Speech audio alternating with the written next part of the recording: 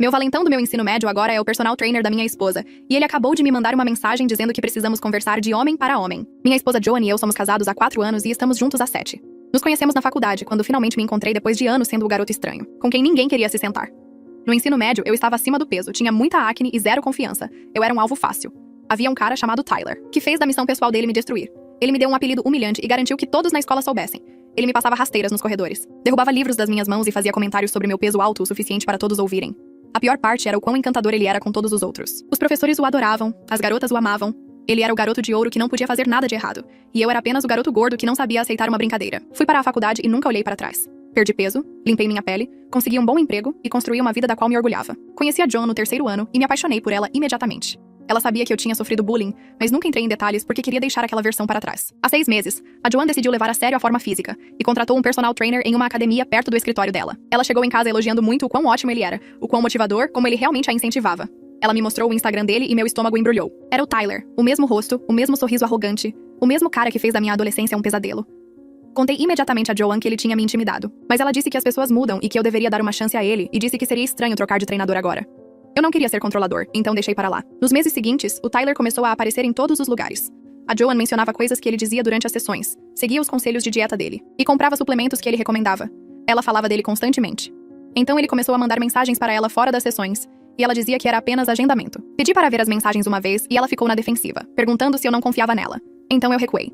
No mês passado, a Joan convidou o Tyler para o jantar, dizendo que ele tinha se tornado um bom amigo. Sentei-me em frente a ele e o observei encantar a todos, exatamente como no ensino médio. Quando a Joan foi ao banheiro, ele se inclinou e perguntou se eu já tinha superado aquele apelido. Ele disse isso com um sorriso, como uma brincadeira amigável. Eu disse a ele que não gostava daquilo. Ele riu e disse que eu ainda era o mesmo garoto sensível de sempre, acrescentando: alguns caras simplesmente nunca crescem. Quando contei para a Joan mais tarde, ela disse que eu provavelmente o estava interpretando mal. Ela disse que o Tyler mencionou que eu parecia tenso e que ele estava apenas tentando quebrar o gelo, e me pediu para fazer mais esforço pelo bem dela. Ontem à noite tudo mudou. A Joan deixou o telefone no balcão quando foi tomar banho. Ele vibrou e eu dei uma olhada. A prévia mostrava uma mensagem do Tyler dizendo que não conseguia parar de pensar na conversa deles e que falava sério sobre o que disse. Eu abri e as mensagens vinham de semanas atrás. Ele dizia que ela merecia alguém que apreciasse o corpo dela, que ela estava se desperdiçando comigo, que a conexão deles era diferente e que ele sentiu algo na primeira vez. Ela nunca cortou o assunto. Ela mandava corações e dizia que se sentia confusa, que estar perto dele a fazia sentir coisas que não sentia há anos. Tirei print de tudo e mandei para mim mesmo. Quando ela saiu do banho, eu estava sentado na cama esperando e perguntei se havia algo que ela queria me contar sobre o Tyler. Ela disse que não. Mostrei os prints e o rosto dela ficou branco. Ela começou a chorar e a dizer que nada físico tinha acontecido, que era apenas conversa, e que se deixou levar pela atenção. Ela implorou para que eu entendesse. Eu disse a ela que precisava de tempo para pensar, e saí. Dirigi por horas e acabei no meu irmão. Contei tudo a ele, e ele ficou quieto por um longo tempo, e então me contou algo que fez meu sangue gelar. Ele disse que viu o carro do Tyler estacionado do lado de fora da minha casa. Isso foi há 3 semanas, quando eu estava fora a trabalho. Ele não mencionou isso porque imaginou que a Joan o tivesse contratado para uma sessão em casa. Eu nunca autorizei sessões em casa. Ainda estou no apartamento do meu irmão. A Joan ligou 23 vezes, e o Tyler acabou de me mandar uma mensagem pela primeira vez na vida. Diz que deveríamos conversar de homem para homem. Ainda não respondi, mas estou prestes a fazê-lo. Sento no apartamento do meu irmão encarando a mensagem de texto de Tyler, minhas mãos tremendo com uma raiva que não sentia desde o ensino médio. As palavras conversa de homem para homem parecem mais um jogo de poder, mais uma tentativa de me fazer sentir o garoto fraco que não conseguia revidar. Sei que responder agora seria um erro. Então me forço a largar o telefone e pensar. Meu irmão entra na cozinha e começa a fazer café sem dizer nada. O silêncio entre nós parece pesado, mas não desconfortável.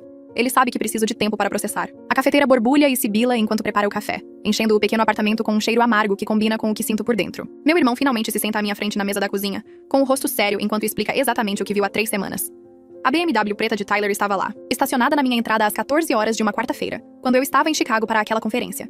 Ele presumiu que Joan tinha agendado uma sessão, mas agora nós dois sabemos que ela nunca mencionou nenhuma sessão em casa para mim.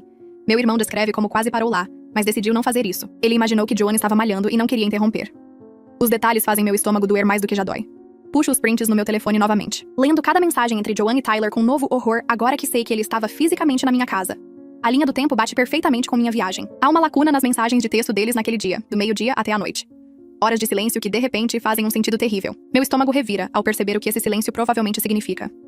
Rolo pelas mensagens procurando qualquer dica sobre o que aconteceu durante essas horas perdidas. Mas não há nada direto. Apenas a mensagem de Tyler mais tarde naquela noite dizendo que não conseguia parar de pensar na conversa deles. A resposta de Joan veio às 22 horas, com 3 emojis de coração. Sinto-me enjoado olhando para isso agora.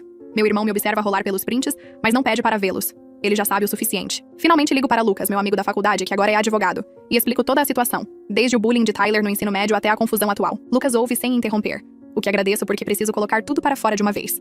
Quando termino, há uma longa pausa antes de ele falar. Ele me diz para documentar tudo, mudar minhas senhas e verificar nossas contas financeiras em busca de algo em comum. Seu conselho calmo e prático me ajuda. Lucas me pede para enviar os prints por e-mail imediatamente, para que ele tenha cópias caso Joan tente apagar alguma coisa. Faço isso enquanto ainda estamos ao telefone. Lucas pergunta se quero saber a definição legal do que pode ter acontecido.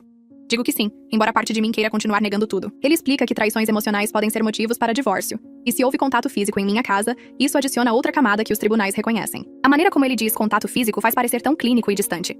Mas eu sei o que ele realmente quer dizer. Lucas me diz para não tomar nenhuma grande decisão agora, que devo levar um tempo para pensar com clareza antes de confrontar Joan ou Tyler. Ele me lembra que preciso me proteger legal e financeiramente primeiro. Agradeço e prometo ligar se algo mais acontecer. Passo a hora seguinte analisando nossos extratos bancários e registros de cartão de crédito no meu laptop. Meu irmão me traz o café que fez mais cedo, agora morno, mas bebo mesmo assim. Há uma cobrança de um hotel no centro de 2 meses atrás que não reconheço, datada de um sábado em que Joan disse que estava em um dia de spa com Scarlett. A cobrança é de $230 em um hotel agradável perto da orla. Quando procuro no meu e-mail por confirmação, não encontro nada, o que significa que Joan usou nosso cartão conjunto para algo que escondeu de mim. Tiro um print da cobrança e adiciono a pasta que estou montando. Cada nova evidência parece mais um soco no estômago, mas continuo procurando porque preciso saber de tudo. Meu irmão sugere que eu fique com ele por mais alguns dias em vez de ir para casa. Ele está preocupado com meu estado mental e acha que preciso de espaço. Concordo, porque o pensamento de dormir em nossa cama agora, imaginando o que aconteceu lá enquanto eu estava fora, me deixa fisicamente doente. Meu irmão me instala no quarto de hóspedes. Ele me traz um travesseiro e alguns cobertores. Sento na beira do futon segurando meu telefone, vendo o nome de Joan iluminar a tela repetidamente enquanto ela tenta me ligar. As ligações de Joan continuam chegando. 27 agora, mais dezenas de mensagens. As mensagens começam pedindo desculpas e assustadas, mas conforme a noite avança, ficam mais desesperadas. Ela diz que vai explicar tudo se eu apenas voltar para casa. Ela promete que nada físico aconteceu com Tyler. Diz que me ama e não pode me perder por um erro. Finalmente respondo com uma única mensagem, dizendo que preciso de tempo e espaço, e que ela deve ficar em outro lugar. Ela liga imediatamente, mas silencia o meu telefone e o coloco virado para baixo. Meu irmão bate na porta e pergunta se quero jantar, mas não estou com fome. Naquela noite, mal durmo. Minha mente repassa cada momento dos nossos 7 anos juntos, procurando por sinais que perdi. Lembro-me de como ela ficou animada quando começou a treinar com Tyler, como chegava em casa radiante e energizada. Pensei que fossem apenas as endorfinas do exercício, mas agora vejo de forma diferente, e isso me faz sentir um idiota. Ela começou a comprar roupas novas de ginástica e a usar maquiagem na academia. Ela checava o telefone constantemente e sorria para mensagens que não me mostrava. Quando eu perguntava sobre as sessões, ela dava respostas vagas, nunca descrevendo realmente sobre o que conversavam. Todos os sinais de alerta estavam lá, e eu os ignorei porque não queria ser o marido ciumento e controlador. Eu confiava nela completamente, e ela usou essa confiança contra mim. Na manhã seguinte, respondo à mensagem de Tyler concordando em encontrar, mas nos meus termos, em um local público e neutro. Escolho uma cafeteria perto do meu escritório para a tarde de amanhã, um lugar onde me sinto confortável e no controle. A resposta dele vem imediatamente, apenas 3 palavras que de alguma forma carregam toda a sua velha arrogância. Praticamente consigo ouvir a presunção naquelas 3 palavras. Meu irmão faz o café da manhã e me força a comer alguns ovos. Ele pergunta qual é meu plano para o encontro com Tyler, e digo que vou gravar tudo e deixar Tyler falar. Valentões como Tyler sempre falam demais quando acham que estão ganhando. Lucas me liga de volta dentro de 1 hora depois que mando mensagem sobre o encontro com Tyler, perguntando se tenho certeza sobre fazer isso sozinho. Digo a ele que preciso enfrentar Tyler pessoalmente, que fugir dele foi o que fiz no ensino médio. E cansei. Lucas sugere algo que faz todo sentido. Estamos em um estado de consentimento unilateral, o que significa que posso gravar legalmente qualquer conversa da qual faço parte. Ele explica que se Tyler admitir algo na gravação, torna-se evidência. Baixo um aplicativo de gravação imediatamente e passo os próximos 20 minutos testando, garantindo que capte vozes claramente, mesmo com meu telefone no bolso. Joan me manda mensagem novamente por volta do meio-dia, perguntando se podemos conversar. Parte de mim quer ignorá-la, mas sei que preciso de respostas para perguntas que continuam girando na minha cabeça. Concordo em encontrá-la, mas não em nossa casa, onde Tyler sentou na nossa cozinha, onde ele pode ter feito outras coisas. Digo a ela para me encontrar no parque perto do escritório dela durante o horário de almoço. Ela responde imediatamente dizendo que estará lá, acrescentando que me ama e quer consertar isso. Não respondo a essa parte porque ainda não sei o que quero. No dia seguinte, chego ao parque 15 minutos mais cedo e sento em um banco de frente para o estacionamento para poder vê-la chegar. Meu estômago está apertado. O Honda de Joan aparece exatamente ao meio-dia, e ela estaciona perto de onde estou sentado. Ela sai parecendo pior do que já a vi, com os olhos inchados. Ela está usando um dos meus moletons velhos da faculdade, o que parece manipulação, como se ela estivesse tentando me lembrar de tempos melhores. Ela caminha em minha direção e abre os braços para um abraço, mas eu recuo e balanço a cabeça. Os braços dela caem e o rosto dela desmorona. Novas lágrimas começando. Digo a ela que precisamos conversar honestamente sobre tudo. Começando pela cobrança do hotel que encontrei e o carro de Tyler estar na nossa casa há 3 semanas. O rosto dela perde toda a cor e ela se senta pesadamente no banco ao meu lado. As mãos de Joan começam a tremer enquanto ela enxuga os olhos. E ela admite que encontrou Tyler naquele hotel, mas jura que nada físico aconteceu entre eles. Ela diz que eles apenas conversaram por horas sobre suas vidas. Eu a encaro e pergunto por que ela precisava alugar um quarto de hotel com nosso dinheiro apenas para conversar com outro homem. Ela abre a boca, fecha, e então começa a chorar, porque sabe que não há uma boa resposta. Ela diz que sabe como parece, mas está dizendo a verdade, que eles sentaram no quarto do hotel e conversaram. Pergunto se ela pagou por um quarto ou 2, e ela sussurra. 1 quarto, o que faz meu peito parecer que algo está esmagando-o. menciono meu irmão vendo o carro de Tyler. Ela assente lentamente e admite que Tyler foi lá naquela tarde para deixar alguns suplementos que ele tinha encomendado para o treino dela. Ela diz que ele ficou para o café e eles sentaram na cozinha conversando, que nada aconteceu em nosso quarto ou em qualquer outro lugar da casa. Pergunto por que ela nunca mencionou essa visita para mim, por que escondeu se era tão inocente. Ela olha para as mãos e diz que sabia que eu ficaria chateado, que ela pensou que seria mais fácil simplesmente não mencionar, em vez de começar uma briga por nada. A palavra nada ecoa na minha cabeça, porque um homem que fez bullying comigo por anos sentado na minha cozinha com minha esposa enquanto estou fora da cidade, não é nada. Digo a Joanne que esconder coisas de mim porque ela sabe que vão me chatear é exatamente como a traição se parece. Que nosso casamento deveria ser construído com honestidade. Ela assente e continua pedindo desculpas, dizendo que sabe que errou feio e se deixou levar pela atenção de Tyler. Ela implora para que eu entenda que se sentia sozinha, que Tyler a fez se sentir vista e apreciada de maneiras que ela não sentia há anos. Quero apontar que fazer alguém se sentir especial é literalmente o trabalho do Tyler. Esse charme é como ele manipula as pessoas. Mas fico quieto e deixo ela falar. Pergunto diretamente a Joanne se ela está apaixonada por Tyler. A pergunta que eu estava com medo de fazer porque tenho pavor da resposta. Ela hesita, a boca abrindo, mas nenhuma palavra saindo. E naquela pausa de 3 segundos, eu sei tudo o que preciso saber. Ela finalmente diz que não sabe, que tem sentimentos por ele, mas também me ama. Que está confusa e não queria isso. A incapacidade dela de dizer não imediatamente, de escolher firmemente nosso casamento, quebra algo fundamental dentro de mim que não tenho certeza se pode ser consertado. Sinto como se estivesse vendo nossos 7 anos juntos desmoronarem em pó enquanto ela senta lá incapaz de me dizer que ama apenas a mim. Digo a Joanne que ela precisa ficar com Scarlett ou outra amiga enquanto eu decido o que quero fazer a seguir, que preciso de espaço em nossa casa sem ela lá. Ela protesta imediatamente, dizendo que a casa é dela também, e que ela tem direitos. Eu a lembro o mais calmamente que posso que sou eu quem foi traído aqui. Que sou eu quem chegou em casa para encontrar minha esposa tendo um caso emocional com meu valentão do ensino médio. Ela para de discutir e assente, dizendo que vai fazer uma mala hoje à noite e ficar com Scarlett. As mãos dela estão tremendo. E parte de mim quer consolá-la. Mas uma parte maior se lembra das cobranças. Antes que Joanne possa sair do parque, digo a ela que ela precisa cortar todo o contato com Tyler imediatamente se houver alguma chance de salvar nosso casamento. Ela concorda rapidamente, quase desesperadamente, dizendo que vai mandar mensagem para ele agora mesmo dizendo que as sessões de treino acabaram. Observo ela pegar o telefone com as mãos trêmulas e digitar uma mensagem dizendo que não pode continuar treinando com ele e precisa de espaço. Ela me mostra a mensagem antes de enviar e eu assinto. Ela aperta enviar e observo o rosto dela enquanto faz isso, notando o quão devastada ela parece. Como as mãos dela não param de tremer. Isso me diz tudo sobre onde o coração dela realmente está agora. E não é totalmente comigo. Naquela tarde no trabalho, sento na minha mesa encarando a tela do computador, incapaz de focar em qualquer coisa exceto na hesitação de Joanne, quando perguntei se ela amava Tyler. Meu chefe passa pelo meu escritório 2 vezes, depois entra e fecha a porta atrás dele. Ele pergunta se está tudo bem em casa, porque pareci distraído a semana toda. Dou a ele uma resposta vaga sobre alguns problemas pessoais que estou resolvendo, não querendo entrar em detalhes sobre meu casamento desmoronando. Ele me diz para tirar o tempo que eu precisar, que a família venha em primeiro lugar e o trabalho ainda estará aqui. Agradeço a compreensão dele mais do que ele imagina, e digo que posso precisar de alguns dias de folga em breve para resolver as coisas. No dia seguinte, chego à cafeteria 15 minutos antes de encontrar Tyler, querendo tempo para me acalmar e iniciar o aplicativo de gravação no meu telefone. Peço um café preto que não quero realmente e sento em uma mesa no canto do fundo, onde posso ver a entrada. Abro o aplicativo de gravação, verifico as configurações mais uma vez e aperto gravar antes de colocar meu telefone no bolso da jaqueta, com o microfone virado para fora. Minhas mãos estão suando e meu coração está acelerado enquanto espero, lembrando a mim mesmo que não sou mais o garoto assustado do ensino médio. Tyler entra exatamente na hora, usando roupas de ginástica e aquele mesmo sorriso confiante que costumava me fazer querer desaparecer. Ele me vê imediatamente e caminha até mim. E por apenas um momento, me sinto com 14 anos novamente. Pequeno e impotente.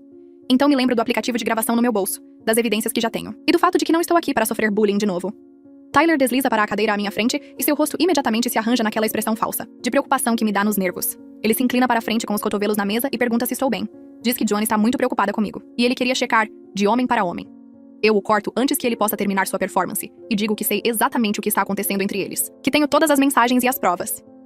O sorriso dele vacila por apenas um segundo antes de ele se recuperar e se recostar na cadeira, abrindo os braços, como se tudo isso fosse muito divertido para ele. Ele balança a cabeça lentamente e posso vê-lo calculando seu próximo movimento, tentando descobrir o quanto eu realmente sei, e o quanto estou blefando. Mantenho meu rosto neutro e espero que ele faça sua jogada, porque aprendi há muito tempo que Tyler não suporta o silêncio, que ele sempre precisa preencher o espaço com sua voz e suas justificativas. Pergunto diretamente por que ele está fazendo isso, se destruir meu casamento é algum tipo de vingança, por eu finalmente tê-lo enfrentado no jantar de aniversário de Joanne quando ele mencionou aquele apelido. Tyler ri. E é o mesmo som desdenhoso do ensino médio. Aquele que costumava me fazer querer desaparecer no chão. Ele me diz que estou sendo dramático como sempre fui, que ele e Joanne apenas se conectaram naturalmente. E ele não tem culpa se ela se sente atraída por alguém que realmente presta atenção nela. A crueldade casual em sua voz é tão familiar que faz meu peito apertar. E por um momento tenho 14 anos novamente, sentado sozinho no refeitório. Ele acrescenta que talvez se eu passasse menos tempo sendo inseguro sobre o passado, e mais tempo apreciando o que tenho, Joanne não estaria procurando conexão em outro lugar. Forço-me a respirar de forma constante e mantenho a mão no bolso da jaqueta, perto do meu telefone, garantindo que o aplicativo de gravação ainda esteja rodando e capturando cada palavra disso. Tyler se inclina para a frente novamente e sua voz cai, como se estivesse compartilhando alguma verdade profunda comigo. Ele diz que Joanne merece alguém que a faça se sentir viva, não um cara chato que trabalha o tempo todo, e não consegue satisfazê-la da maneira que ela precisa. Ele me diz que ela se abriu com ele sobre como nosso relacionamento ficou estagnado, que não sou aventureiro o suficiente e nossa intimidade é básica e previsível. Sinto meu rosto queimando de vergonha e raiva porque essas são coisas privadas. Entre Joan e eu, coisas que ela não tinha o direito de compartilhar com ele, de todas as pessoas. Tyler observa minha reação com óbvia satisfação e continua falando sobre como Joan disse a ele que se sente presa em um casamento que não a desafia mais. Forço-me a manter a calma e fazê-lo continuar falando porque cada palavra que ele diz está sendo gravada. Cada confissão de como ele manipulou minha esposa está indo direto para as evidências que posso usar mais tarde. Digo a Tyler que mirar na minha esposa porque ele fazia bullying comigo no ensino médio é patético. Que ele é um homem adulto ainda agindo como um adolescente inseguro, que precisa provar alguma coisa. O rosto dele escurece imediatamente e a máscara falsa de amigável cai completamente.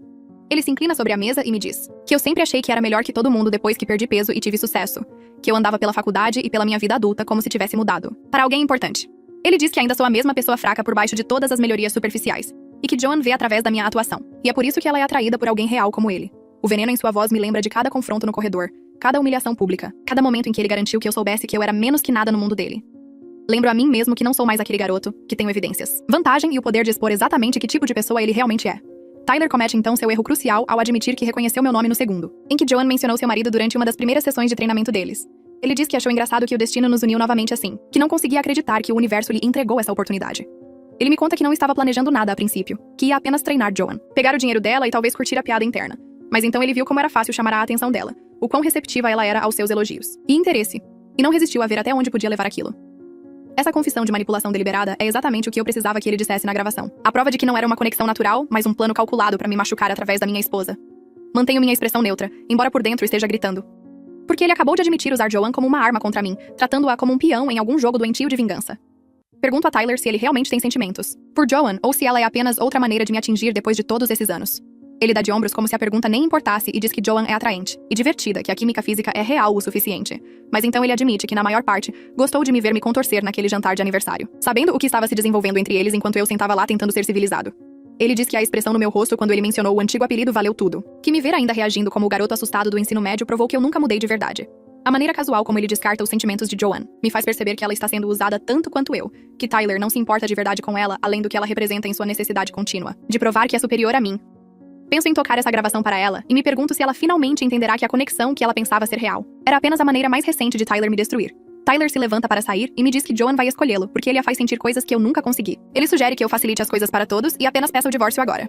Que eu me poupe do constrangimento de lutar por um casamento que já acabou. Ele diz que Joan já está com o pé fora e eu estou apenas adiando o inevitável tentando me agarrar a algo que morreu meses atrás. Permaneço sentado e olho para ele, ali de pé com aquele mesmo sorriso arrogante do ensino médio.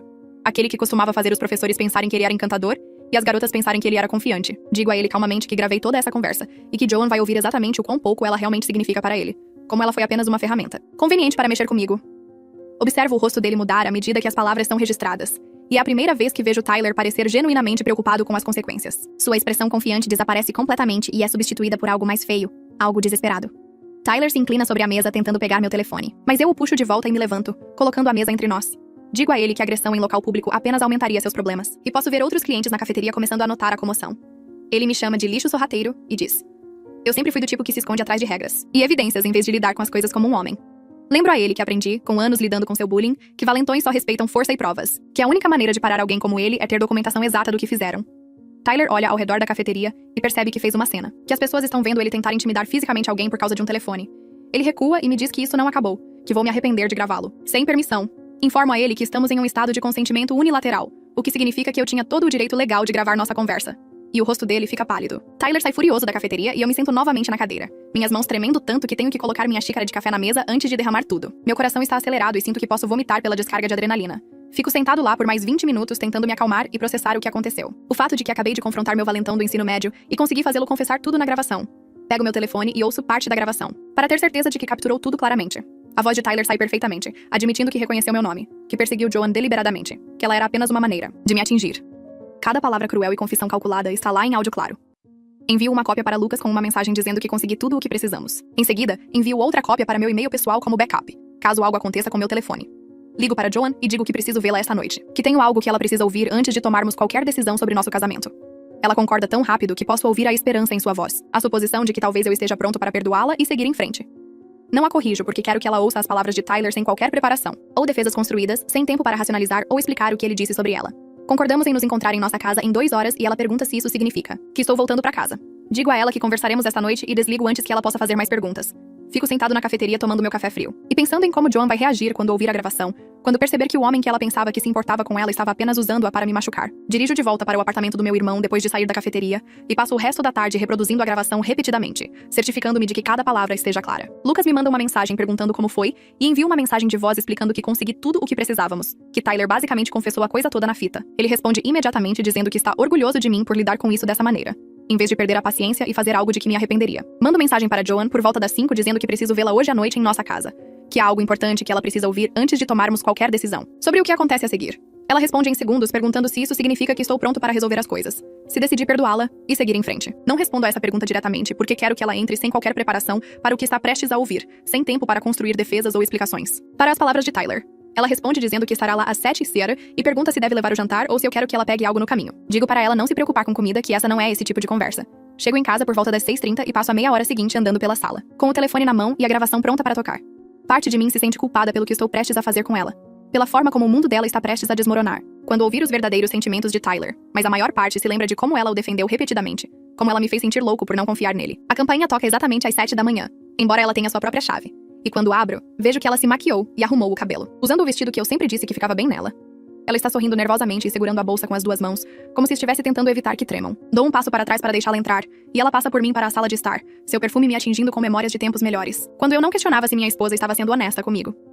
Joan senta no sofá sem que eu precise pedir, e eu continuo de pé perto da TV, mantendo alguma distância entre nós porque preciso manter o foco no que vim fazer aqui.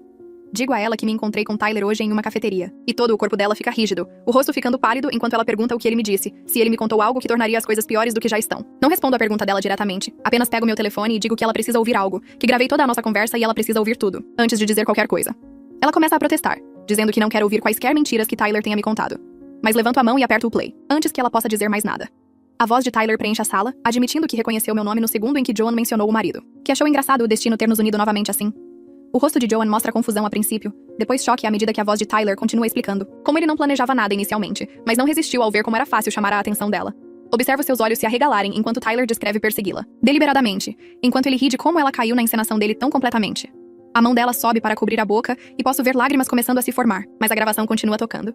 A voz de Tyler ficando mais cruel enquanto admite que ela era principalmente apenas uma maneira de me atingir, que ele gostava de me ver me contorcer. No jantar de aniversário dela, sabendo o que estava se desenvolvendo entre eles, Joan começa a balançar a cabeça como se pudesse fazer com que as palavras dele não fossem verdade. Mas a voz dele continua explicando que ela é gostosa e divertida de se estar por perto.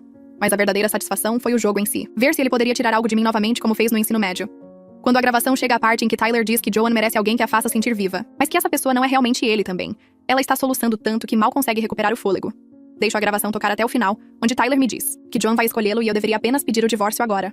E então eu paro e coloco meu telefone de volta no bolso. Joan está chorando nas mãos, o corpo todo tremendo enquanto continua dizendo que é tão estúpida repetidamente, que não consegue acreditar que caiu na encenação dele e jogou fora nosso casamento, por alguém que estava apenas usando-a o tempo todo. Ela olha para mim com rímel escorrendo pelo rosto e pergunta como pôde ter sido tão cega, como não viu o que ele estava fazendo quando tentei avisá-la meses atrás. Sinto essa mistura estranha de satisfação e tristeza ao vê-la perceber que Tyler nunca se importou, que tudo o que ele disse e fez foi calculado para me machucar através dela. Parte de mim quer sentar ao lado dela no sofá e dizer que vai ficar tudo bem, que podemos superar isso juntos. Mas a maior parte se lembra de todas as vezes que ela escolheu acreditar nele em vez de mim. Todas as vezes que ela o defendeu. Quando expressei preocupações sobre o relacionamento deles, ela continua pedindo desculpas e dizendo que sabe que desculpa não é suficiente, que arruinou tudo por atenção de alguém, que a via como nada mais do que uma ferramenta para me ferir. Permaneço onde estou, e digo a ela que o fato de Tyler ser um mentiroso manipulador não muda as escolhas que ela fez. Que ela ainda traiu nosso casamento e colocou sua confusão à frente dos votos que fizemos 4 anos atrás. Ela acena com a cabeça e enxuga os olhos, com as costas da mão, dizendo que sabe que não há desculpa para o que fez e que entende completamente se eu quiser o divórcio. A voz dela falha na palavra divórcio. E ela pergunta se há alguma chance de eu perdoá-la eventualmente. Se talvez com tempo e terapia, poderíamos encontrar uma maneira de superar isso. Digo a ela, honestamente, que ainda não sei. Que ainda estou processando tudo. E não posso fazer promessas sobre perdão quando estou tão magoado e com raiva. Joan pergunta o que preciso dela agora. E digo que preciso de honestidade total sobre tudo o que aconteceu com Tyler. Chega de esconder coisas ou minimizar o que aconteceu entre eles. Ela respira fundo, trêmula. E suas mãos estão tremendo no colo enquanto admite que eles se beijaram 2 vezes.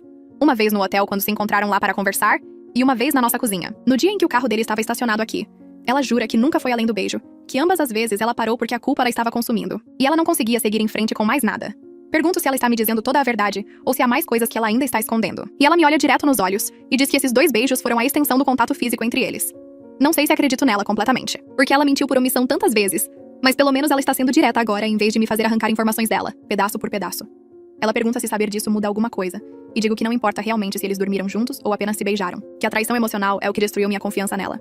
Ela começa a chorar novamente e diz que sabe disso. Que entende que a traição emocional foi tão ruim quanto uma física teria sido. Digo a Joan que ela precisa encontrar uma nova academia imediatamente e bloquear Tyler completamente de seu telefone e de todas as redes sociais. Que se houver alguma chance de resolvermos isso, ela não pode ter nenhum contato com ele. Ela concorda imediatamente e pega o telefone com as mãos trêmulas, abrindo seus contatos e bloqueando o número dele enquanto eu assisto. Então ela vai ao Instagram e o exclui. Depois ao Facebook, me mostrando a tela a cada vez para que eu possa ver que ela está realmente fazendo isso, e não apenas fingindo. Parece uma coisa tão pequena depois de tudo o que aconteceu. Mas vê-la cortá-lo de sua vida digital me dá um pouquinho de esperança. De que talvez ela esteja falando sério sobre consertar o que quebrou. Ela pergunta se há mais alguma coisa que eu precise que ela faça. E digo que é um começo. Mas reconstruir a confiança vai exigir muito mais do que bloquear alguém nas redes sociais. Ela acena com a cabeça e diz que fará o que for preciso, que irá para a terapia e será completamente transparente sobre tudo a partir de agora. Se eu estiver disposto a dar essa chance a ela... Joan olha ao redor da nossa sala de estar como se a visse pela primeira vez. E pergunta se pode voltar para casa agora que Tyler está fora de cena. Digo a ela que ainda não, que ainda preciso de espaço, para processar tudo o que aconteceu e descobrir o que quero para o meu futuro. Ela parece devastada, mas aceita. Levantando-se lentamente e perguntando se pode pelo menos pegar mais algumas de suas coisas, para levar de volta para a casa de Scarlett. Aceno que sim e a sigo até o andar de cima para o nosso quarto, observando enquanto ela tira roupas do armário. E produtos de higiene do banheiro com lágrimas ainda escorrendo pelo rosto. Ela se move com cuidado, como se tivesse medo de fazer algo errado. Olhando para mim a cada poucos segundos como se estivesse checando para ver se ainda estou lá ou se mudei de ideia, sobre deixá-la levar qualquer coisa. Quando ela termina de arrumar uma mala, ela para na porta do quarto e me diz que me ama. Que sabe que não merece outra chance, mas que vai passar o tempo que for preciso provando que pode ser a esposa que eu mereço. Não respondo porque não posso dizer que a amo de volta agora, não quando estou com tanta raiva, mágoa e confuso sobre tudo. Ela espera alguns segundos como se esperasse que eu dissesse algo. Então desce as escadas e sai pela porta da frente sem olhar para trás. Depois que Joan vai embora, sento-me em nosso sofá na sala de estar e finalmente me permito chorar pela primeira vez. Desde que todo esse pesadelo começou. Estive segurando tudo, me mantendo forte e focado em reunir evidências e confrontar Tyler. Mas agora que estou sozinho, a dor e a raiva vêm à tona de uma só vez. Choro pelo casamento que pensei que tivéssemos, que acabou sendo construído sobre honestidade incompleta e a vontade da minha esposa de acreditar em um valentão, em vez de em seu próprio marido. Choro pela versão de mim mesmo que confiava em Joan completamente e nunca imaginou que ela pudesse me trair assim. Choro porque, mesmo depois de ouvir Tyler admitir que a estava usando, parte de mim ainda quer perdoar Joan e tentar salvar o que construímos juntos. O choro se transforma em soluços de corpo inteiro e acabo encolhido de lado no sofá. Meu rosto pressionado nas almofadas enquanto anos de dor pelo bullying de Tyler e essa nova traição se misturam em algo avassalador. Eventualmente fico sem lágrimas e apenas fico deitado lá me sentindo vazio e exausto, olhando para a parede e me perguntando como devo seguir. Na manhã seguinte, acordo ainda no sofá com dor de cabeça e os olhos inchados de chorar. Verifico meu telefone e vejo mensagens de Joan, perguntando se dormi bem e dizendo que está pensando em mim, mas não respondo porque não sei o que dizer ainda. Lucas me enviou o nome e o número de uma terapeuta que ele conhece que trabalha com trauma e traição. Alguém chamada Cordelia Waters, que aparentemente ajudou um de seus outros clientes em uma situação semelhante. Pesquiso sobre ela online e vejo que tem boas avaliações. E se especializa em ajudar pessoas a processar tanto feridas antigas quanto crises atuais, o que parece exatamente o que preciso agora. Ligo para o consultório dela assim que abre às 9 e explico à recepcionista que estou lidando com uma situação urgente, envolvendo meu casamento e trauma de infância ressurgindo. Ela me coloca em espera por 1 minuto. Depois volta dizendo que Cordelia teve um cancelamento esta tarde e pode me ver às 3 se eu puder ir. Concordo imediatamente e passo o resto da manhã tentando focar em e-mails de trabalho, mas principalmente apenas repassando tudo o que aconteceu nos últimos dias. Chego ao consultório de Cordelia 15 minutos adiantado e preencho a papelada de admissão perguntando sobre meu histórico e o que me trouxe à terapia. Quando ela me chama, é uma mulher na casa dos 50 anos, com olhos gentis e uma presença calma que me faz sentir que posso realmente falar com ela honestamente.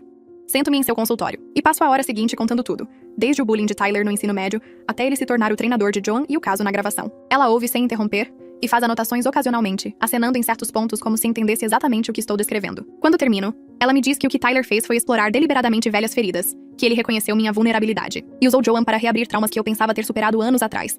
Ela explica que a traição de Joan doeu tanto, não apenas por causa do caso em si, mas porque confirmou o medo mais profundo que Tyler plantou em mim no ensino médio. Que eu não sou bom o suficiente, e as pessoas sempre escolherão alguém como ele em vez de alguém como eu. Ouvir ela colocar isso em palavras faz algo clicar no meu cérebro, me ajudando a entender por que essa situação pareceu tão devastadora além da dor normal da infidelidade. Ele me pergunta o que quero para o meu futuro, se consigo imaginar um caminho a seguir que inclua perdoar Joan e reconstruir a confiança. Digo a ela honestamente que não sei.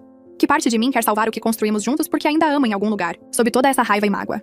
Mas outra parte de mim sente que talvez nossa fundação fosse mais fraca do que eu pensava. Se Joan pôde ser influenciada tão facilmente por alguém como Tyler, se ela pôde escolher acreditar na versão dele dos eventos em vez da minha por meses. Celia acena com a cabeça e diz: ambos esses sentimentos são completamente válidos.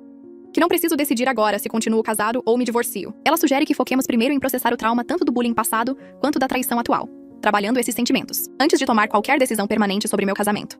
Ela diz que as pessoas costumam correr para fazer grandes escolhas quando estão em modo de crise. Mas a abordagem mais saudável é me dar tempo e espaço para curar antes de decidir como será meu futuro. Agendamos outra consulta para a próxima semana, e ela me passa uma tarefa de casa sobre escrever meus sentimentos em um diário e identificar gatilhos que conectam situações atuais a traumas passados. Saio do consultório de Cordelia me sentindo um pouco menos sobrecarregado do que quando cheguei. Como se talvez haja um caminho a seguir, mesmo que eu não consiga ver a coisa toda ainda. No caminho para casa, começo a pensar em Tyler e se ele deve enfrentar alguma consequência, além de apenas perder Joanne e eu saber o que ele fez. Ele admitiu na fita ter perseguido deliberadamente uma cliente porque ela era casada, com alguém que ele queria machucar, o que parece ser o tipo de coisa que poderia fazê-lo ser demitido ou pelo menos denunciado. Lembro-me de Joanne mencionar o nome do dono da academia uma vez, algo como Theo. E quando chego em casa, procuro o site da academia. O proprietário está listado como Theo Barber e há um endereço de e-mail para consultas gerais. Então, envio uma mensagem formal solicitando uma reunião, para discutir uma preocupação séria sobre um de seus treinadores. Mantenho o tom profissional e vago, não querendo explicar tudo por e-mail, mas deixando claro que isso é importante o suficiente para que ele se encontre comigo pessoalmente.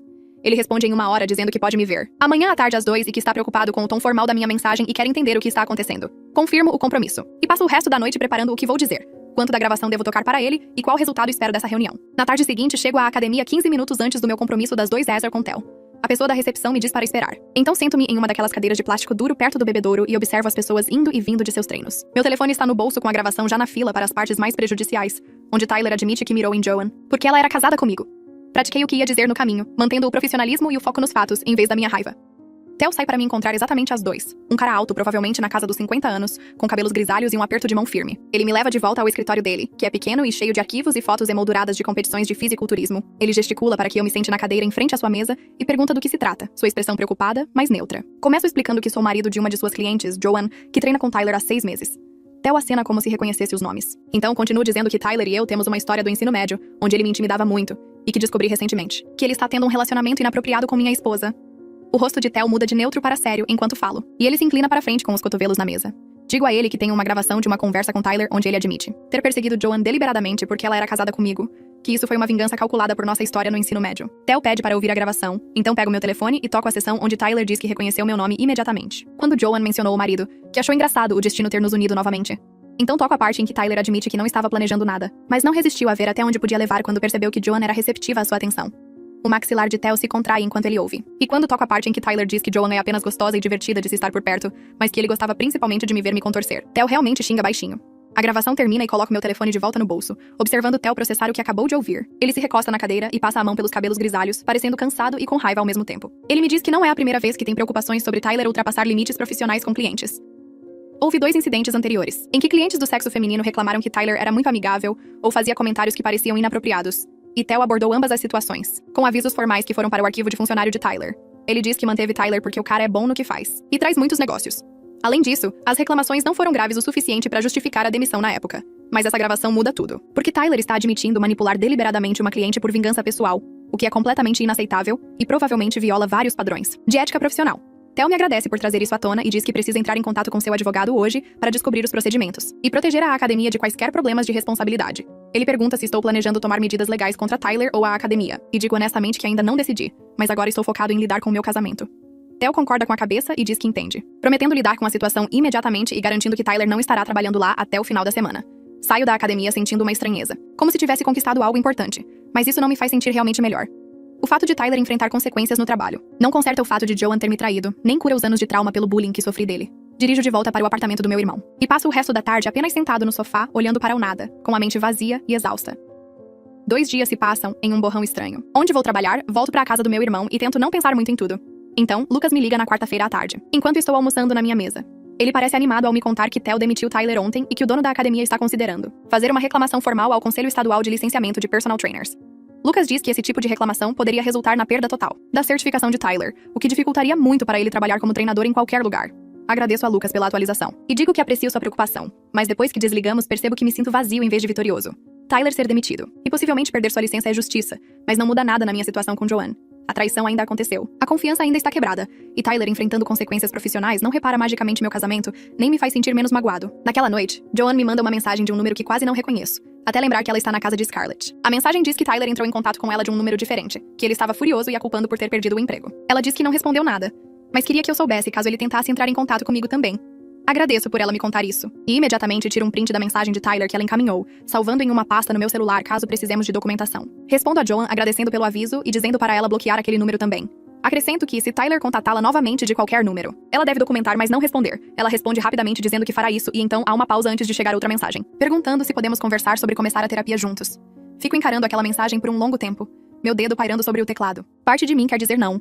Sinto que a terapia parece admitir que estou disposto a trabalhar no casamento quando ainda estou com tanta raiva. Mas outra parte sabe que preciso de ajuda para processar tudo o que estou sentindo. e talvez ter um profissional guiando essa conversa seja melhor do que tentar resolver isso sozinho. Respondo dizendo que concordo com a terapia de casal, mas deixo claro que isso não significa que decidi continuar casado, apenas que preciso de ajuda para comunicar tudo o que estou sentindo agora. Joan responde imediatamente com alívio em suas palavras, dizendo que encontrará alguém bom e marcará a primeira consulta o mais rápido possível. 3 dias depois, estamos sentados no consultório de uma conselheira, em cadeiras desconfortáveis que não combinam, com Joan de um lado, eu do outro, e uma mulher mais velha chamada Janine entre nós, fazendo anotações. A sessão é tensa desde o início, com Joan chorando antes mesmo de Janine fazer a primeira pergunta real. Explico toda a situação o mais calmamente, começando com Tyler me fazendo bullying no ensino médio e terminando com a gravação onde ele admite ter mirado em Joan deliberadamente. Janine ouve atentamente e valida minha dor, dizendo que o que Tyler fez foi manipulador e cruel, e que as escolhas de Joan permitiram que essa manipulação danificasse nosso casamento. Então, ela se vira para Joan e pede que ela explique sua perspectiva sem dar desculpas ou desviar. Joan luta para explicar sobre se sentir sozinha com minhas viagens de trabalho e gostar da atenção que Tyler dava a ela. Mas Janine gentilmente rebate, toda vez que Joan começa a justificar suas escolhas em vez de assumi-las. Ao final da hora, me sinto drenado, mas um pouco menos sozinho. É como se ter uma testemunha profissional dessa bagunça tornasse tudo mais real e gerenciável de alguma forma. Agendamos outra consulta para a semana seguinte, e Janine nos dá dever de casa sobre identificar nossas necessidades e limites. Nas 2 semanas seguintes, temos mais 2 sessões e na terceira, algo muda. Joan finalmente para de desviar e assume total responsabilidade por suas escolhas, sem tentar explicá-las ou fazê-las parecer menos ruins do que foram. Ela admite que ficou lisonjeada com a atenção de Tyler e gostou de se sentir desejada, e que colocou esses sentimentos acima do nosso casamento e de seus próprios valores. Ela diz a Janine e a mim que entende se eu não puder perdoá-la, mas que quer se tornar alguém digna de perdão, independentemente de ficarmos juntos ou não. Ouvir ela dizer isso sem chorar ou dar desculpas faz algo se soltar no meu peito, como se talvez houvesse um caminho a seguir, mesmo que eu ainda não consiga vê-lo claramente. Nessa mesma sessão, digo a Joan e Janine que a parte mais difícil nem é o caso emocional em si. É que ela escolheu acreditar em Tyler em vez de mim por meses, quando tentei expressar minhas preocupações sobre ele. Ela me fez sentir paranoico e controlador quando meus instintos estavam certos o tempo todo. E essa manipulação psicológica doeu quase tanto quanto a traição. O rosto de Joan se desfaz quando digo isso. E ela me diz que agora consegue ver como descartou meus sentimentos. E me fez duvidar de mim mesmo. Que perceber o que ela fez a deixa fisicamente doente. Janine valida nossas experiências e nos ajuda a entender como a necessidade de validação de Joan a tornou vulnerável à manipulação de Tyler, enquanto meu histórico com Tyler me fez hesitar em falar com mais firmeza. A sessão termina com dever de casa sobre padrões de comunicação e identificar momentos em que calamos o outro em vez de ouvir. Alguns dias após a terceira sessão, Scarlett entra em contato comigo em particular por mensagem de texto, pedindo desculpas por não ter visto o que estava acontecendo entre Joan e Tyler. Ela diz que Joan mencionava ele constantemente, mas sempre enquadrava como uma amizade inocente. E Scarlett não percebeu o quão inapropriadas as coisas tinham ficado, até que tudo explodiu. Ela me diz que, o que quer que eu decida sobre o casamento, ela me apoia completamente e acha que mereço algo melhor do que o que Joan me fez passar.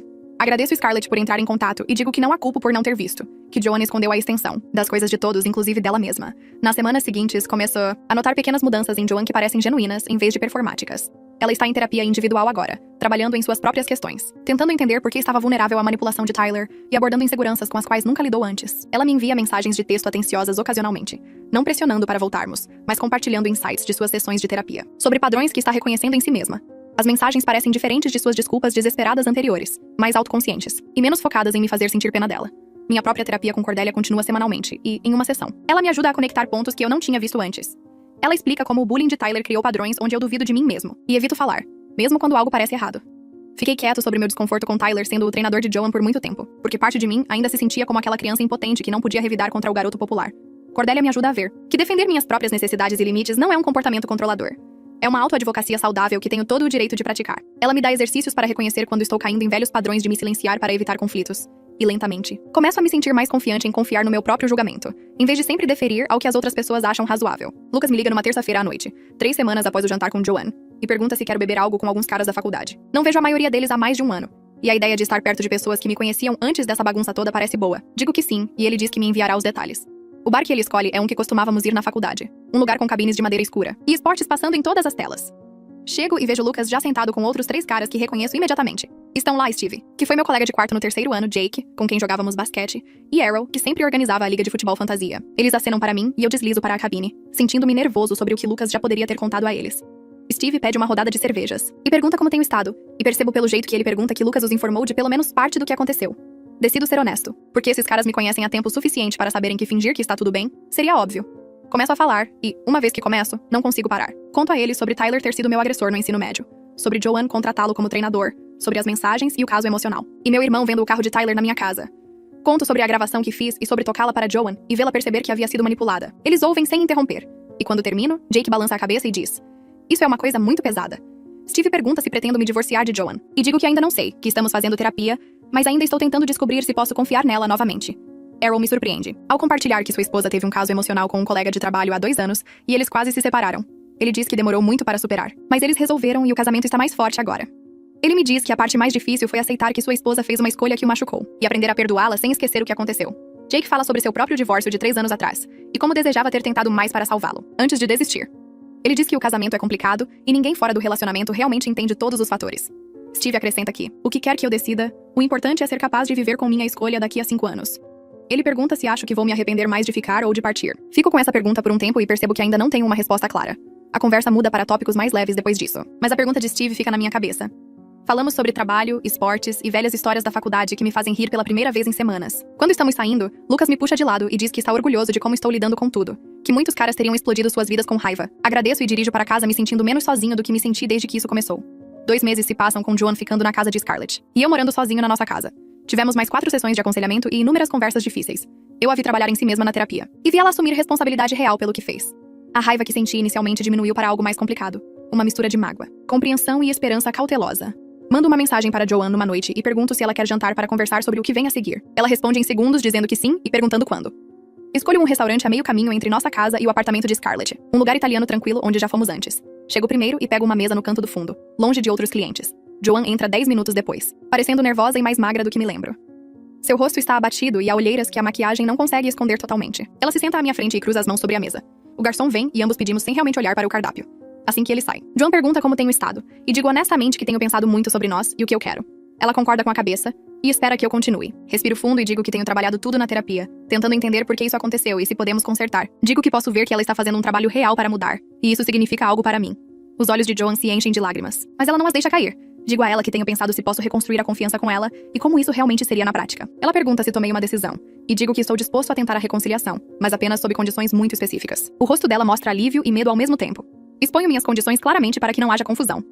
Primeiro, continuamos a terapia de casal por pelo menos mais 6 meses sem exceções. Segundo, transparência completa com telefones e horários, o que significa que preciso poder verificar o telefone dela a qualquer momento, e ela me diz onde está indo e quando voltará.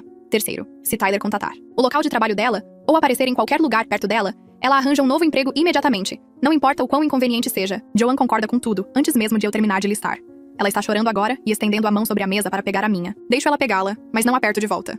Digo a ela que este é um período de teste e reservo o direito de mudar de ideia se não conseguir superar a traição. Preciso que ela entenda que concordar em tentar não significa que tudo está consertado, ou que eu a perdoei completamente. Ela concorda e diz que entende, que é grata por eu estar dando a ela qualquer chance. Ela me diz que fará o que for preciso e passará o resto da vida, provando que fiz a escolha certa. Acredito que ela fala sério neste momento, mas também sei que intenções e ações são coisas diferentes. Nossa comida chega e comemos a maior parte em silêncio, ambos processando o que essa decisão significa. Quando a conta chega, pago, e caminhamos juntos para o estacionamento. Joan pergunta se pode me abraçar, e digo que sim. Ela envolve os braços ao meu redor e sinto ela tremer. Abraço-a de volta, mas parece diferente do que costumava ser. Mais cuidadoso e menos certo. Nos separamos e digo a ela que podemos conversar sobre a logística da mudança dela de volta para casa. Ela sorri através das lágrimas e diz, obrigada, repetidamente. Dirijo para casa sozinho e fico sentado no meu carro. Na entrada por 20 minutos, imaginando se estou fazendo a escolha certa ou cometendo o maior erro da minha vida. Joan volta para casa na semana seguinte, num sábado de manhã. Ela chega com apenas 2 malas, já que a maioria das coisas dela nunca saiu. Eu a ajudo a carregá-las para o nosso quarto. E tudo parece estranho e formal. Estamos ambos hiperconscientes um do outro, movendo-nos com cuidado pelo espaço como se fôssemos estranhos, dividindo um apartamento. Ela desfaz as malas enquanto eu assisto, e nenhum de nós sabe o que dizer. Naquela primeira noite, dormimos na mesma cama, mas ficamos em nossos respectivos lados com um espaço entre nós. Acordo várias vezes e me pego observando-a dormir, tentando reconciliar essa pessoa com aquela que me traiu. Na manhã seguinte, Joan acorda cedo e faz café.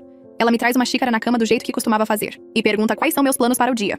Digo que tenho algum trabalho para colocar em dia, e ela diz que ficará fora do meu caminho. A dinâmica parece errada, muito educada e distante, mas não sei de que outra forma agir. Nos dias seguintes, Joan me mostra o telefone todas as noites, sem eu pedir. Ela me dá sua escala de trabalho todas as manhãs, e me manda mensagens ao longo do dia com atualizações sobre onde está. Quando vai ao mercado, me manda uma foto do estacionamento. Quando para abastecer, me diz qual posto. Parece mecânico e excessivo, mas aprecio que ela esteja cumprindo a condição de transparência. Verifico o telefone dela aleatoriamente algumas vezes e não encontro nada preocupante. Suas mensagens são todas relacionadas ao trabalho ou conversas com Scarlett sobre coisas normais. Começo a relaxar um pouco, mas ainda estou atento a qualquer sinal de que ela esteja escondendo algo. Joan pergunta se podemos jantar juntos uma noite, e eu concordo. Ela cozinha macarrão e nos sentamos. À mesa da cozinha jogando conversa fora sobre nossos dias. Parece que estamos brincando de casinha, passando pelos movimentos de estar casados, sem a conexão real por baixo. Depois do jantar, ela lava a louça e eu vou para o escritório trabalhar. Quando saio 1 hora depois, ela está assistindo TV. Ela olha para cima e pergunta se quero me juntar a ela. Sento na outra ponta do sofá e assistimos a algum programa que nenhum de nós realmente se importa. O silêncio entre nós não é confortável, mas também não é hostil. É apenas vazio. 3 semanas após Joan voltar para casa, estou no trabalho. Quando recebo uma mensagem de Scarlett perguntando se tenho 1 minuto para conversar. Ligo para ela durante meu intervalo de almoço e ela me diz que Joan encontrou Tyler no supermercado ontem. Meu estômago embrulha e pergunto por que Joan não me contou. Scarlett diz que Joan planejava contar, mas queria esperar até eu chegar em casa para explicar pessoalmente. Desligo com Scarlett e ligo imediatamente para Joan. Ela atende no primeiro toque, e posso ouvir o pânico em sua voz quando diz olá. Pergunto a ela por que tive que ouvir de Scarlett que ela viu Tyler, em vez de ouvir diretamente dela. Joan começa a se desculpar e dizer que ia me contar hoje à noite, que não queria me chatear por mensagem enquanto eu estava no trabalho. Digo a ela que é exatamente esse tipo de pensamento que nos trouxe até aqui em primeiro lugar. Ela decidindo o que posso aguentar e quando devo saber as coisas. Ela fica quieta por um momento e depois pergunta se posso ir para casa para conversarmos cara a cara. Digo que estarei lá em 30 minutos e desligo. O caminho para casa parece mais longo do que é e estou com uma raiva que não sentia desde os primeiros dias dessa confusão. Quando entro, Joan está sentada no sofá me esperando. O rosto dela está vermelho de chorar e ela se levanta quando me vê. Eu não me sento. Peço para ela me contar exatamente o que aconteceu no mercado. Ela explica que estava na seção de hortifruti quando viu Tyler do outro lado da loja, perto do balcão de carnes. Ele a viu também e apenas a encarou com um olhar frio e irritado. Ela pegou o que precisava e saiu rapidamente, sem qualquer interação. Ela diz que nada aconteceu e não queria estragar meu dia de trabalho me enviando uma mensagem perturbadora. Digo a ela que não me importo com meu dia de trabalho sendo estragado. Eu me importo com ela sendo honesta comigo imediatamente quando qualquer coisa envolvendo Tyler acontece. Lembro a ela que esconder coisas, mesmo pequenas coisas que ela acha que vão me chatear, é exatamente o que quebrou minha confiança antes. Preciso que ela me conte tudo, mesmo que ache que vai me deixar com raiva ou preocupado. Joan concorda e diz que entende que errou ao esperar, e que não acontecerá novamente. Pergunto se há mais alguma coisa que ela não me contou, e ela jura que não há. Quero acreditar nela. Mas esse incidente me faz duvidar se ela realmente entende o que transparência significa. Nós nos sentamos e conversamos por mais 1 hora sobre comunicação e confiança. Joan promete me contar imediatamente se algo assim acontecer novamente. Não importa o quão pequeno pareça. Digo a ela que preciso poder confiar, que ela não está filtrando informações com base no que acha que posso suportar. Ao final da conversa, estou exausto, e ela está se desculpando repetidamente. Não sei se essa briga nos fez avançar ou retroceder. Depois dessa briga, algo muda. Joan começa a ser completamente transparente a um grau quase excessivo. Ela me conta toda vez que um colega de trabalho fala com ela e o que discutiram. Ela menciona quando o cara da cafeteria puxou conversa. Ela me manda mensagem se tiver que trabalhar até mais tarde com seu chefe em um projeto. No início, aprecio o esforço, mas depois de alguns dias, começa a aparecer informação demais. Não preciso saber de cada interação mundana que ela tem com homens ao longo do dia. Nossa conselheira traz isso à tona, em nossa próxima sessão, e nos ajuda a encontrar um meio termo entre minha necessidade de transparência e o que é razoável compartilhar. Ela sugere que Joan foque em me contar sobre interações que pareçam significativas ou incomuns, em vez de cada conversa casual. Joan concorda e me pergunta qual nível de detalhe eu realmente preciso para me sentir seguro. Penso sobre isso e digo a ela que preciso saber de qualquer coisa, envolvendo Tyler. Obviamente, qualquer situação em que alguém esteja flertando com ela, ou ultrapassando limites e quaisquer planos que envolvam estar sozinha com outro homem. Conversas regulares de trabalho e interações casuais não precisam ser relatadas. Joan parece aliviada por ter diretrizes mais claras. E eu me sinto melhor por ter definido o que transparência realmente significa para nós. Nas semanas seguintes, a comunicação começa a parecer menos forçada e mais natural. Joan me conta coisas que importam sem me afogar em detalhes irrelevantes. Paro de verificar o telefone dela tão obsessivamente, porque estou começando a confiar que ela me dirá se algo importante acontecer. Jantamos juntos na maioria das noites agora, e a conversa flui mais facilmente. Não estamos de volta onde estávamos antes de Tyler, mas estamos construindo algo novo que parece mais honesto. Uma noite, Joan pega minha mão, enquanto estamos assistindo TV e eu não me afasto. É um pequeno momento, mas parece significativo. 3 meses depois que Joan voltou para casa, ela traz a ideia de fazermos uma viagem de fim de semana juntos. Ela sugere irmos para uma cabana nas montanhas, como costumávamos fazer, antes de tudo desmoronar. Fico hesitante porque a última vez que fomos para aquela cabana foi há 1 ano, quando as coisas estavam boas entre nós. E não sei se tentar recriar isso vai ajudar ou machucar. Joan diz que não está tentando fingir que os últimos meses não aconteceram, mas quer que tenhamos um tempo dedicado longe da nossa rotina normal para nos reconectarmos. Ela já olhou a disponibilidade e encontrou um fim de semana, daqui a 3 semanas. Penso sobre isso por alguns dias e finalmente concordo, porque vejo que ela está genuinamente tentando e quero corresponder ao esforço. Ela reserva a cabana e parece animada de uma forma que eu não via desde antes de Tyler, nas 3 semanas que antecedem a viagem. Continuamos o aconselhamento e trabalhamos em nossa comunicação. Noto que Joan está mais presente e engajada, perguntando sobre meu dia. E realmente ouvindo minhas respostas. Ela também está mais afetuosa, tocando meu braço quando passa ou sentando mais perto de mim no sofá. Ainda estou cauteloso, mas estou começando a baixar minha guarda levemente. Na sexta-feira em que partimos para a cabana, tiro meio-dia de folga do trabalho. E dirigimos juntos. A viagem é silenciosa no início, mas Joan coloca uma música que nós dois gostamos, e começamos a falar sobre coisas aleatórias. Quando chegamos à cabana, 2 horas depois, a tensão já diminuiu. A cabana é exatamente como eu me lembrava. Uma pequena estrutura de madeira, cercada por pinheiros com vista para as montanhas. Desfazemos as malas e Joan sugere fazermos uma caminhada antes do jantar. Percorremos uma trilha que já fizemos antes, e a atividade física nos faz bem. Naquela noite, preparamos o jantar juntos na pequena cozinha, e comemos na varanda observando o pôr do sol. Joan pergunta se eu me lembro da nossa primeira viagem aqui, e eu digo que sim. Ela diz que estava tão feliz naquele fim de semana, e que quer que encontremos o caminho de volta para nos sentirmos assim novamente. Digo a ela que também quero isso, mas preciso que ela entenda que vai levar tempo. Ela acena com a cabeça e diz que sabe disso, que está disposta a ser paciente contanto que eu esteja disposto a continuar tentando. Sábado de manhã, acordo antes de Joanne e sento na varanda, com meu café, vendo o sol nascer sobre as montanhas. Joanne se junta a mim 20 minutos depois e ficamos sentados em um silêncio confortável. Ela acaba perguntando em que estou pensando e eu digo que estou pensando sobre o perdão e o que ele realmente significa. Explico que estou começando a perdoá-la, que consigo ver o esforço que ela está fazendo e que aprecio sua paciência com o meu processo de cura. Joanne começa a chorar e pega minha mão. Deixo que ela a segure e digo que ainda não estou completamente lá, mas estou caminhando nessa direção. Ela diz que isso significa tudo para ela e que passará o resto da vida provando que fiz a escolha certa e dando a ela outra chance. Acredito que ela esteja sendo sincera, embora eu saiba que reconstruir a confiança levará anos, não meses. Passamos o resto do fim de semana caminhando, conversando e ficando juntos sem o peso da nossa rotina diária.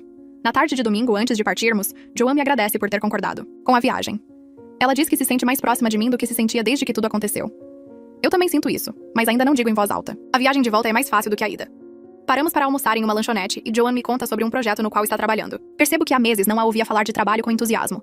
Quando chegamos em casa naquela noite, desfazemos as malas juntos. E Joanne pergunta se podemos continuar fazendo viagens como essa regularmente.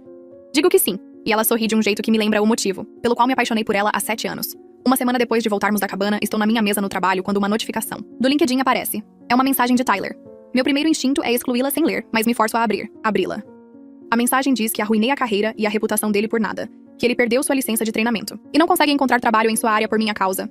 Ele me chama de vingativo e diz que sempre fui uma pessoa fraca, que não conseguia lidar com a competição. Tiro um print da mensagem imediatamente e o bloqueio na plataforma. Denuncio a mensagem ao LinkedIn por assédio e depois encaminho o print para Lucas com uma nota pedindo que ele o salve, caso precisemos para uma ordem de restrição mais tarde.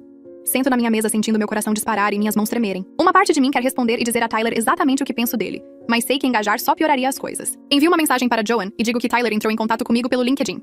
Ela me liga na hora perguntando se estou bem e o que ele disse. Leio a mensagem para ela e ela fica quieta por um momento antes de dizer que sente muito que ele ainda esteja tentando causar problemas. Ela pergunta se eu quero que ela venha me encontrar, mas digo que estou bem e que a verei em casa à noite. O resto do dia fico distraído pensando em Tyler, e se ele tentará mais alguma coisa. Quando chego em casa, Joanne já preparou o jantar e pergunta se quero conversar. Sobre a mensagem, digo a ela que não há nada para conversar, que Tyler está com raiva por enfrentar as consequências de suas ações e que não vou deixar que ele atrapalhe o progresso que estamos fazendo. Joanne acena com a cabeça, e diz que está orgulhosa de como lidei com isso. Jantamos e não mencionamos Tyler novamente. Mais tarde, naquela noite, verifico o LinkedIn e vejo que minha denúncia de assédio foi processada e a mensagem de Tyler foi removida. Sinto uma pequena sensação de satisfação sabendo que ele não pode mais usar aquela plataforma para me contatar. 6 meses depois que tudo explodiu, Joanne e eu estamos sentados na nossa sala de estar em uma noite de terça-feira. Quando ela traz à tona uma ideia na qual vem pensando, ela diz que quer que renovemos nossos votos em uma pequena cerimônia, privada apenas com nossas famílias e amigos mais próximos. Ela explica. Não é sobre fingir que a traição não aconteceu, mas sobre reconhecer que estamos escolhendo um ao outro novamente com pleno conhecimento de nossas falhas e capacidade de machucar um ao outro. Fico surpreso com a sugestão e reflito sobre ela por alguns minutos, antes de responder. Digo que gosto da ideia, mas quero ter certeza de que estamos fazendo isso pelos motivos certos. Ela diz que entende e que podemos levar um tempo para pensar a respeito, nas 2 semanas seguintes. Discutimos mais sobre isso na terapia e com nossas famílias. Meu irmão apoia e diz que acha que pode ser uma maneira significativa de marcar este novo capítulo. Os pais de Joanne estão cautelosamente otimistas e dizem que apoiarão o que decidirmos. Marcamos uma data para dali a 2 meses e mantemos a lista de convidados pequena. Joanne trabalha com Scarlett, para planejar algo simples e significativo. O dia da cerimônia chega e acordo me sentindo nervoso, mas certo do que quero. Nós nos arrumamos separadamente e nos encontramos em um pequeno local que alugamos para a tarde. Nossas famílias estão lá, junto com Lucas, Scarlett e alguns outros amigos próximos. A cerimônia é curta e pessoal. Cada um de nós escreveu votos, que reconhecem o que passamos e com o que estamos nos comprometendo daqui pra frente. Quando Joanne lê os dela, ela fala sobre assumir a responsabilidade por suas escolhas e prometer ser digna da minha confiança. Quando leio os meus, falo sobre escolher o perdão e acreditar em segundas chances, ao mesmo tempo em que honro a dor do que aconteceu. Trocamos novas alianças que escolhemos juntos, e o oficial nos declara casados novamente. Depois temos uma pequena recepção, com comida e bebidas. Meu irmão me puxa de lado durante a recepção e me diz em particular que está orgulhoso de como lidei com tudo. Ele diz: muitos homens teriam desistido imediatamente ou ficado por fraqueza, mas você fez uma escolha consciente baseada no que queria para o seu futuro. As palavras dele significam mais do que imagina. Joanne e eu saímos da recepção mais cedo e vamos para casa juntos. Naquela noite, sentamos no sofá e ela pergunta se tenho algum arrependimento sobre hoje. Digo que não, que estou escolhendo nós e acredito que podemos construir algo mais forte do que o que tínhamos antes. Ela chora lágrimas de felicidade e diz que me ama. Digo o mesmo e sinto de verdade. A recepção parece calorosa e confortável. Pessoas rindo e conversando ao nosso redor. Enquanto Joanne e eu sentamos juntos em um pequeno sofá no canto, Scarlett se aproxima com 2 taças de champanhe e as entrega para nós antes de se sentar na cadeira à nossa frente. Ela olha para Joanne por um momento e depois se vira, para mim com uma expressão séria que não combina com a celebração ao nosso redor. Ela me diz que precisa dizer algo e pergunta se podemos ir lá fora por 1 minuto. Olho para Joanne, que acena e aperta minha mão antes de eu seguir Scarlett para o pátio, onde está mais quieto. Scarlett cruza os braços e olha diretamente para mim, dizendo que observou Joanne de perto no último ano e vê uma diferença real em sua amiga. Ela explica que Joanne está mais autoconsciente e honesta do que nunca em todos os anos que se conhecem. Scarlett diz que sabe que eu não precisava dar outra chance a Joanne, que muitas pessoas me disseram para ir embora e nunca mais olhar para trás. Ela acrescenta que respeita como fiz a escolha, que parecia certa para mim, independentemente do que os outros pensavam que eu deveria fazer. Agradeço e digo que não foi fácil, que houve dias em que quase mudei de ideia. Scarlett acena com a cabeça e diz que pode imaginar. Então ela menciona que Joanne fala sobre o trabalho que estamos fazendo na terapia e como estamos comprometidos em reconstruir a confiança. Ela coloca a mão no meu braço e diz que está orgulhosa de nós dois por fazermos o trabalho difícil em vez de escolher o caminho mais fácil. Voltamos para dentro e nos juntamos à festa, e me sinto mais leve de alguma forma, sabendo que a amiga mais próxima de Joanne também vê as mudanças. Continuo vendo Cordelia a cada 2 semanas. Mesmo depois que nossas sessões de aconselhamento de casal se tornaram menos frequentes, a terapia individual me ajudou a trabalhar mais do que apenas o caso e a traição de Joanne. Passamos as sessões falando sobre o antigo trauma, de bullying de Tyler e como isso moldou a maneira como interajo com as pessoas até hoje, como adulto. Cordelia me ajuda a reconhecer padrões onde evito conflitos ou duvido dos meus próprios instintos porque uma parte de mim ainda se sente como aquele garoto impotente no ensino médio. Ela me ensina técnicas para defender a mim mesmo, em todas as áreas da minha vida, não apenas no meu casamento. Começo a me manifestar mais no trabalho durante as reuniões, compartilhando minhas ideias em vez de ficar quieto e torcer para que outra pessoa diga o que estou pensando. Meu chefe nota a mudança e me chama em sua sala uma tarde para me dizer que há uma vaga sênior abrindo, e ele acha que devo me candidatar.